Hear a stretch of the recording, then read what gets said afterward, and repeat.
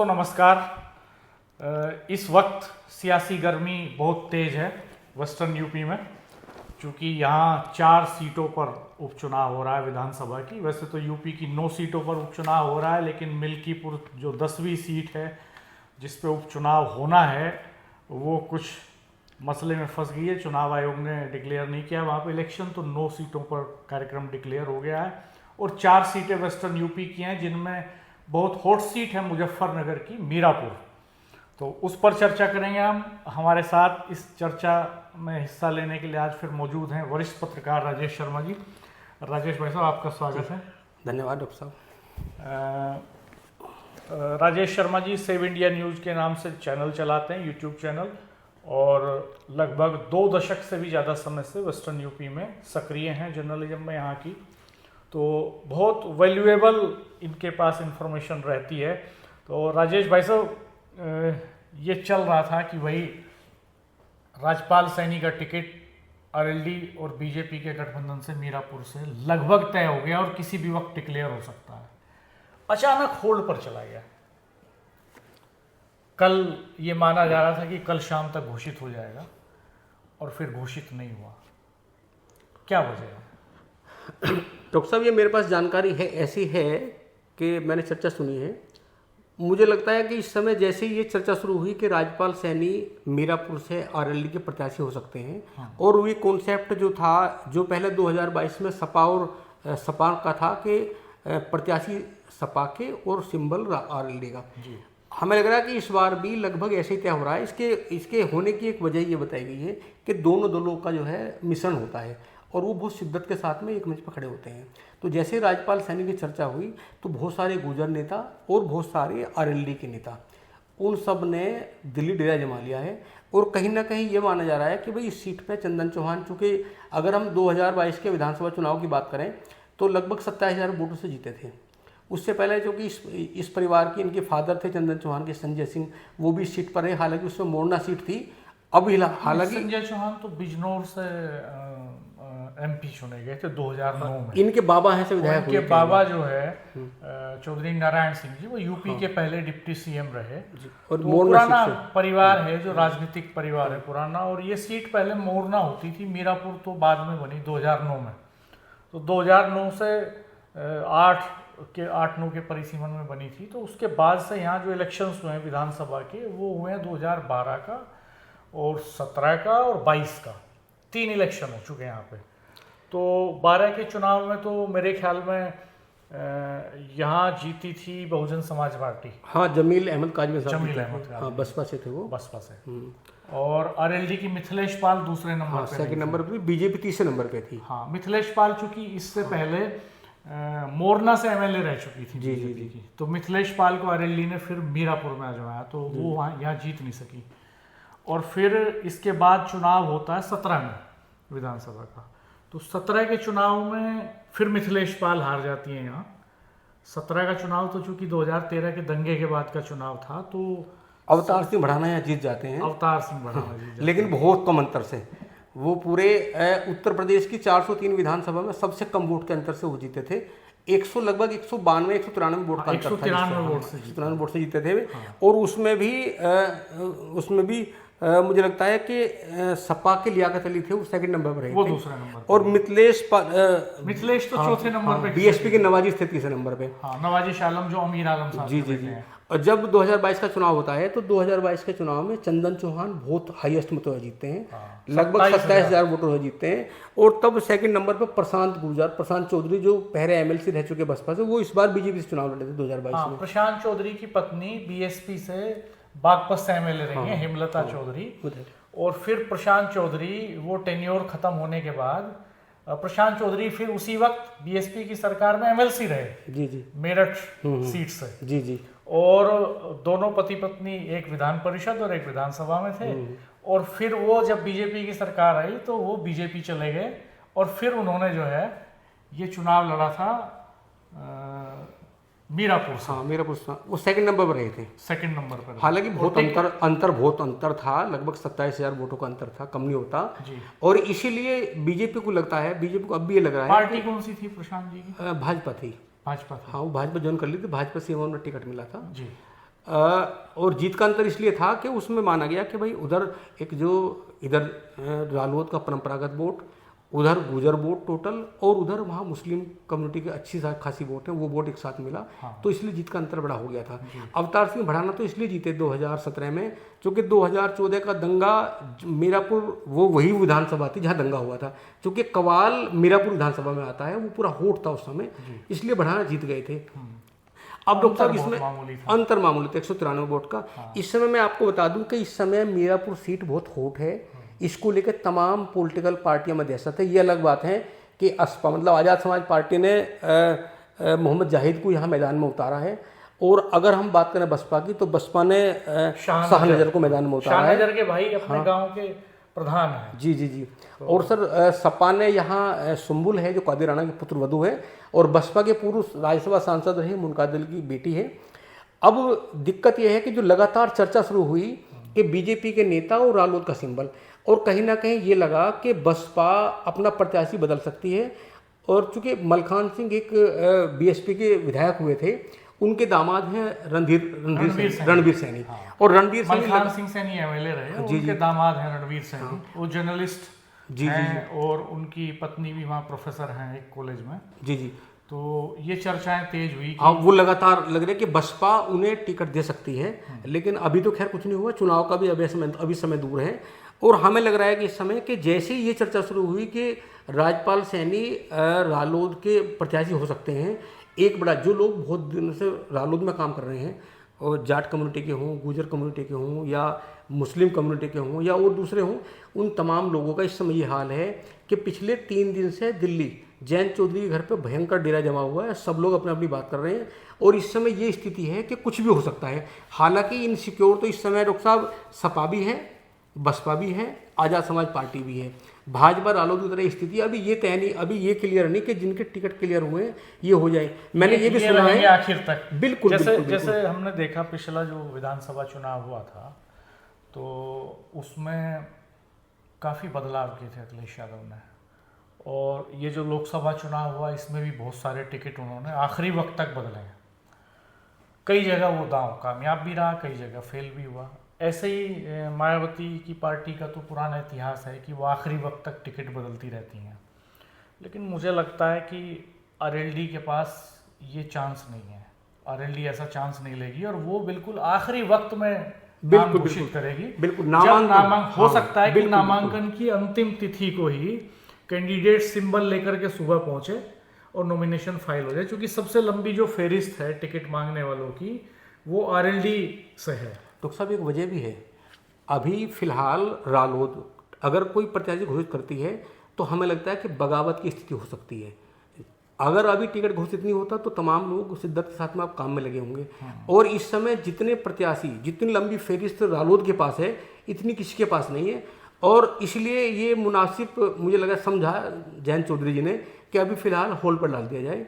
ऐसा अक्सर भाजपा करती है, जब बहुत सारे दावेदार होते हैं तो वो होल्ड पर डाल देती है, और जब नामांकन का समय आता है अंतिम दौर में तब वो नाम डिक्लेयर करती है। अच्छा, इस झगड़े में क्या ऐसा भी हो सकता है कि जैसे सैनी प्रत्याशी का, राजपाल सैनी का नाम बड़ी दमदारी से सामने आ रहा है, इक्वेशन भी है वहाँ, और इधर जो है बहुत दमदारी से लगे हुए हैं चंदन चौहान अपनी पत्नी के लिए, यशिका चौहान लोकसभा चुनाव में काफ़ी एक्टिव थी मीरापुर में, और पुराना राजनीतिक परिवार भी है, रसूखदार परिवार।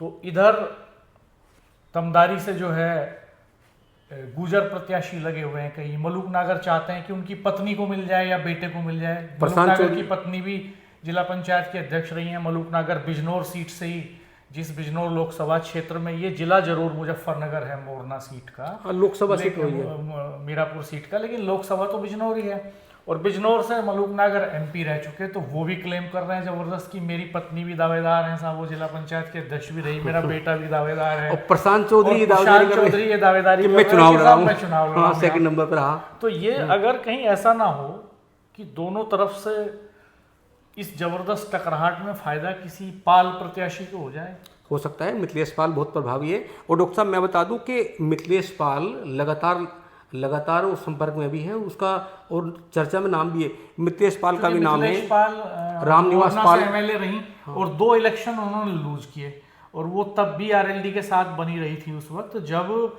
आरएलडी मुश्किल में था दंगे के बाद। रामनिवास पाल भी वहाँ, वो आरएलडी के पुराने कार्यकर्ता हैं, वो भी लगातार काम कर रहे हैं, है ना, उनका भी नाम है। और अगर आप लोकदल की बात करो तो अजीत राठी वहाँ लगातार लगे हुए हैं, अजीत राठी वहाँ लगे हुए हैं, प्रभात तोमर लगे हुए हैं। मुझे डॉक्टर साहब भी लगता है कि ये जो इतने लंबे, इस समय अगर मीरापुर की बात करें, पश्चिम यूपी में 4 सीटें हैं। खैर अलीगढ़ की सीट है, गाजियाबाद सीट है, आपकी कुंदरा की है और मीरापुर है। मुझे लगता है कि जितने प्रत्याशी इन तीनों विधानसभा में होंगे उससे ज्यादा प्रत्याशी मीरापुर सीट पे दावेदार हैं। कल तक हम देख रहे थे लगभग 30 लोगों ने तो पर्चे ले लिए भरने के लिए वहां पे। निर्दलीय प्रत्याशी भी ठीक ठाक संख्या में रहने वाले हैं मुझे लगता है। तो 30 लोग कल तक ले चुके थे। नॉमिनेशन फॉर्म तो लिए जा रहे हैं, लोग फॉर्मेलिटी पूरी करा रहे हैं, लेकिन अभी तक आरएलडी की तरफ से कोई लेने के लिए नहीं गया। और ये जितने दावेदार हैं ये भी कोई नहीं गए अभी। तो उलटफेर तो संभव है। और अगर आरएलडी के प्रत्याशी में कुछ उलटफेर होता है तो हो सकता है बसपा उसके हिसाब से कुछ दांव पेश करे, कुछ बदलाव करे। हालांकि शुरू में एक रोचक बात ये भी हुई थी मीरापुर में कि लगभग 1.5-2 महीने पहले अमीर आलम जो कैराना से एमपी रहे और उनके बेटे भी विधायक रहे नवाजिश आलम बुढ़ाना से, उन्होंने अचानक से ये कहा कि साहब मेरे बेटे को नवाजिश को लड़ने के लिए कह दिया जयंत चौधरी जी ने। और ये बात उन्होंने मीडिया में शेयर भी कर ली। कहा तो उन्होंने ये कि कहीं से लीक हो गई है साहब, लेकिन बाद में उन्होंने मीडिया के साथ बातचीत में ये कहा कि साहब जयंत चौधरी जी ने नवाजिश को मुझे बुला के ये कहा कि मैं नवाजिश को चुनाव लड़ाना चाहता हूँ। हालांकि वो तो अब दौड़ में दिखाई नहीं दे रहे हैं कहीं। डॉक्टर साहब ऐसा है, मैं आपसे बता दूं, ये चर्चा इस समय पूरी आम है मुजफ्फरनगर में। अभी सुंबुल राणा का टिकट सपा ने मीरापुर विधानसभा से किया है, लेकिन मुजफ्फरनगर की राजनीति में हरिंदर मलिक चूँकि सांसद बने हैं, डॉक्टर संजय बालियान को हराया है।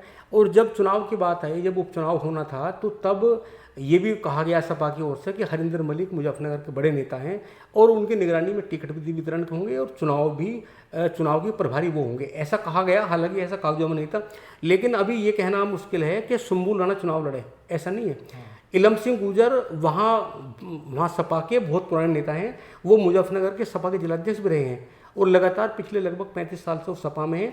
हरिंदर मलिक लगातार प्रयास कर रहे हैं कि इलम सिंह गुर्जर को मीरापुर से प्रत्याशी बना जाए। पब्लिक डोमेन में ये बात जरूर है कि हरिंदर मलिक और कादिर राणा के जो रिश्ते हैं वो बहुत मधुर नहीं है। हालांकि मंचों पे एक साथ जरूर दिखे थे लोकसभा चुनाव में, और अभी कादिर राणा जी ने अपने घर पे जमावड़ा किया था लोगों का टिकट मिलने के बाद, तो उसमें ये बात उन्होंने मीडिया से बातचीत में कही कि साहब हमारे संबंध तो मधुर हैं और मैं उनके मंचों पे गया और मुझसे जो काम हो सकता था मैंने वो किया।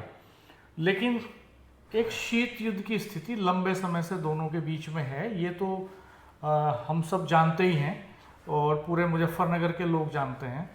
तो अभी मुझे लगता है, अभी डॉक्टर साहब मुझे लगता है कि शंभुल राणा चुनाव ना लड़े, सपा भी वेट एंड वॉच पे है कि रालोद किसे टिकट देगी। अगर रालोद अति भिदे को टिकट देती है तो मुझे लगता है कि शंभुल राणा का टिकट कटेगा, कादिर राणा को मनाया जाएगा। और चूँकि वो सीट गुजर सीट थी, अगर ये आरएलडी का टिकट अगर गैर गुजर को होता है तो जो गुजर समाज है उसको लेके कहीं ना कहीं दिक्कत हो। तो हमें लगता है कि इलम सिंह गुर्जर अभी भी सपा के मजबूत और प्रबल दावेदारी में हैं। और जहाँ तक बसपा की बात है तो बसपा का टिकट तो बदलना तय है, वो तो बसपा का तो परंपरागत है। आप जब देखो, जब विधानसभा है, लोकसभा के चुनाव होते हैं तो वो जैसे लगता है कि वो भी हो सकता है इस इंतजार में हो कि जो भाजपा रालोद गठबंधन है वो किसा प्रत्याशी बना रहा है। हो सकता है कि जैसी प्रत्याशी बने, क्योंकि सबकी नज़र इस समय रालोद के पास है। हाँ, और ये बसपा भी दांव खेल सकती है। रालोद पे सबकी नज़र है, लगता है, क्योंकि सरकार में है, गठबंधन में है। बड़ा वोट बैंक बीजेपी और आरएलडी का है, तो ये सपा भी चाहेगी, बसपा भी चाहेगी और ये दोनों दल ये चाहेंगे कि कहीं ना कहीं आरएलडी बीजेपी का समीकरण बिगाड़ा जाए, बशर्ते प्रत्याशी घोषित हो जाए। और मुझे लगता है कि इसीलिए आरएलडी अभी को टिकट घोषित नहीं करेगी, वेट एंड वॉच में रहेगी। जब नामांकन का समय आएगा उस समय अचानक जिसको चुनाव लड़ाना होगा उसे आरएलडी सिंबल देगी, मुझे ऐसा लगता है। और चूंकि ये चर्चा आम भी होगी, जिस तरह लोग लगातार जा रहे हैं, जयंत चौधरी ने कहा भी है कल ये कहा है कि अभी चुनाव का समय दूर है तो आप फील्ड में काम करो, अभी इतने परेशान ना हो। उन्होंने हालांकि किसका नाम नहीं लिया, सबसे कहा कि सब लोग फील्ड में काम करो एकजुटता के साथ में, अभी बहुत समय है। और अभी कोई टिकट डिक्लेयर नहीं हो रहा। संगठन की मीटिंग होगी नवंबर के फर्स्ट वीक में और तब उस पर चर्चा होगी। जो अच्छा कैंडिडेट होगा उसे टिकट दिया जाएगा। सब लोग काम करिए। तो इसी बात से हमें लग रहा है कि अभी आरएलडी इसको सिंबल नहीं देगी, नामांकन का जब समय आएगा तब सिंबल दिया जाएगा। सियासत क्रिकेट की तरह अनिश्चितताओं और असीम संभावनाओं का खेल है और बहुत कुछ उलटफेर हो सकता है। जो मोहरे शुरू में दिखाया जाता है सियासत में कि शतरंज की बिसात पर चल रहे हैं, चलते हुए दिखाई दे रहे हैं, अचानक से उनको वापस भी ले लिया जाता है और नए मोहरों को, वजीर को, ढाई चाल चलने वाले घोड़े को, तिरछी चाल चलने वाले ऊँट को आगे कर दिया जाता है। तो ये बहुत संभावनाएं हैं। राजेश भाई साहब, आपका बहुत धन्यवाद कि आपने बहुत वैल्यूएबल इंफॉर्मेशन हमें दी। आखिरी वक्त तक कुछ भी हो सकता है, किसी भी तरह की गोटियां बिछाई जा सकती हैं, किसी भी तरह का उलटफेर बसपा में, सपा में, आज़ाद समाज पार्टी में और आरएलडी में हो सकता है। ये संभव है। बिल्कुल बिल्कुल। आप हमारा चैनल सब्सक्राइब कीजिएगा, बेल आइकन प्रेस कर दीजिएगा, नोटिफिकेशंस ऑन कर दीजिएगा ताकि आपको नए वीडियो अपलोड होते ही इंफॉर्मेशन मिल सके। और आप इस चैनल के साथ साथ सेव इंडिया न्यूज़ पर जाकर भी देख सकते हैं। राजेश शर्मा जी वहाँ पर बहुत सारा पॉलिटिकल कंटेंट, बहुत सारी इंफॉर्मेशंस लगातार देते रहते हैं। आप सेव इंडिया न्यूज़ को भी सब्सक्राइब कीजिएगा, बेल आइकन प्रेस कीजिएगा वहाँ भी। और हम फिर आएंगे जल्दी एक नए वीडियो के साथ, नई इन्फॉर्मेशन के साथ। तब तक इस वीडियो को मित्रों के साथ शेयर कीजिएगा, लाइक कीजिएगा, कमेंट कीजिएगा और कमेंट बॉक्स में बताइएगा कि आपकी नज़र में कौन प्रबल दावेदार है आरएलडी से टिकट का, किसका टिकट होने जा रहा है। आपके पास भी रियल इन्फॉर्मेशन जरूर होगी, आपका भी अपना आकलन होगा, क्योंकि सियासी खबरें आमतौर पर मौसम की तरह अनुमानों पर आधारित होती हैं। जैसे मौसम में कई बार कहा जाता है कि साहब बंगाल की खाड़ी से चल दिया है मानसून और बस कल तक पहुंच जाएगा और पता लगा कि एक हफ्ते तक नहीं पहुंचा। बिल्कुल। तो ऐसा ही सियासत में भी होता है। जो व्यवहारिक धरातल पर जो चल रहा होता है उसके अनुमानों के आधार पर सियासी खबरें बनती हैं, लेकिन कब कोई बंगाल की खाड़ी से उठा बादल अचानक से रुक जाए, कब दबाव का क्षेत्र कहाँ पर ज़्यादा और कहाँ पर कम बन जाए, ये कहा नहीं जा सकता। तो ठीक ऐसे ही सियासत में भी होता है। धन्यवाद दोस्तों, नमस्कार। नमस्कार।